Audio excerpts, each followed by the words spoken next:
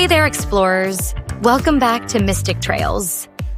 This is part 2 of our global deep dive, covering all the other countries that have significant entry barriers for Americans in 2025.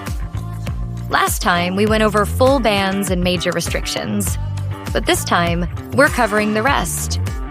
Countries where U.S. citizens face bureaucratic nightmares, subtle exclusions, or intense vetting. Let's kick it off with a brain teaser. Which is the only country that has no official capital city? Stick around for the reveal. It's weirder than you think. Some of these nations aren't making headlines, but behind the scenes, tense U.S. relations can lead to quiet visa denials. Security paranoia means more background checks and less access. Some are simply opaque bureaucracies or fragile governments that limit all foreign entry. And others use exorbitant visa fees, mandatory tour guides, or red tape to deter visitors entirely.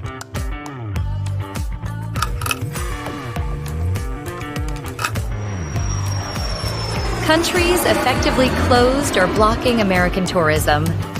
These aren't always official bans, but for most Americans, travel is nearly impossible. Eritrea visa nearly impossible to obtain unless on government invite.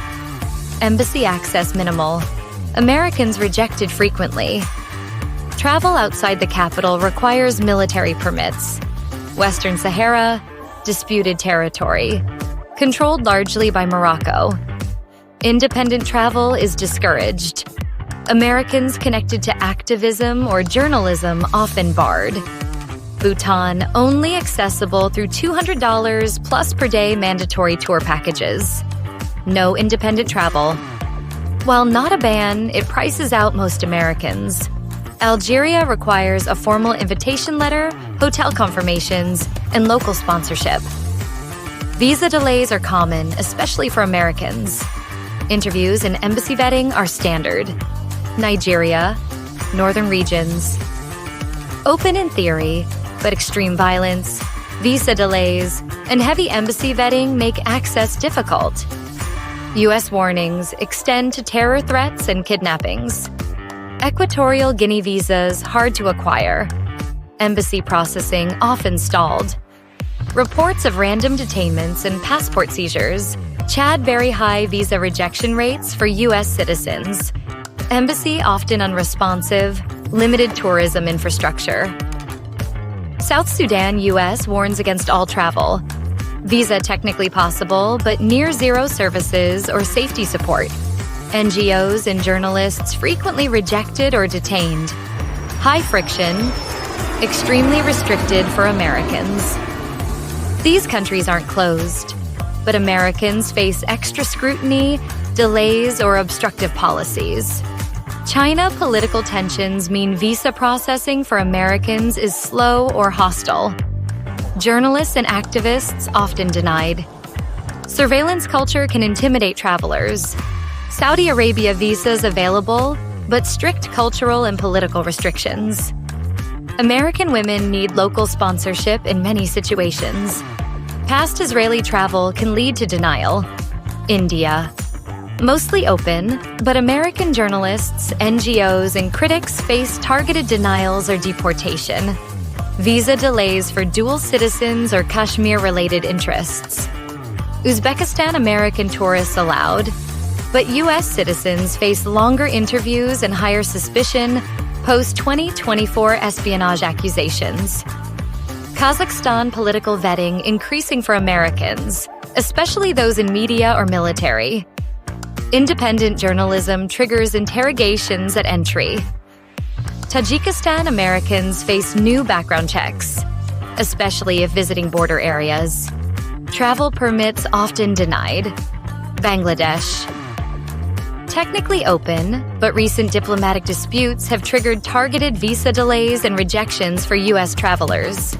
The gray zone, legally open, but risky. These countries don't ban Americans outright, but real-world travel is strongly discouraged or unsafe. Lebanon entry technically allowed, but risks are huge. U.S. travelers face surveillance, conscription risks for dual nationals, and visa issues. Areas near the Israeli border are active conflict zones. Egypt open for tourism, but NGOs and journalists face monitoring, arrest, and denied entry. Past political activism leads to blacklisting. Turkey Americans allowed, but political tensions bring extra vetting. Journalists and suspected critics of the government may be detained. Hong Kong, post-national security law, U.S. travelers with activist backgrounds may be flagged. Border checks for journalists, NGO workers, and academics. Iraq, outside Kurdistan. Entry for U.S. citizens is strongly discouraged. Infrastructure and safety make tourism nearly impossible. Pakistan-U.S.-Pakistan tensions affect visa outcomes. Americans with family or business ties may still be rejected or delayed. Congo, DRC, U.S. citizens frequently denied entry without full sponsor packages. High bribery risk at borders. Unstable government. Cameroon visas for Americans tightly restricted due to civil conflict and regional instability. Niger post-coup government has suspended many diplomatic and tourism activities. American visitors are rare and unwelcome without clear justification. If you're planning global trips this year, check entry rules with the embassy or consulate before booking flights. Don't assume open means welcoming. Some countries make it deliberately difficult for Americans. Avoid political or activist associations in your documentation. These can block entry.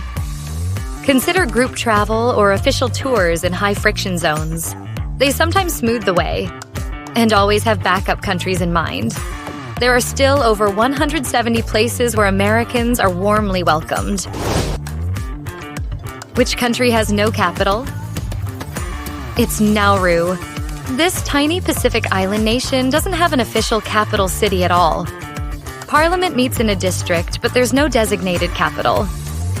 Wild, right? The world's a big place. And yeah, some doors are closed tight for now. But that just means it's time to explore new routes. You don't need to go where it's difficult to go. You need to go where you're meant to be. Which country surprised you most in Part 2? Drop your thoughts in the comments. And hey, subscribe for weekly insights on where you can go and how to make the most of your travels. Until next time.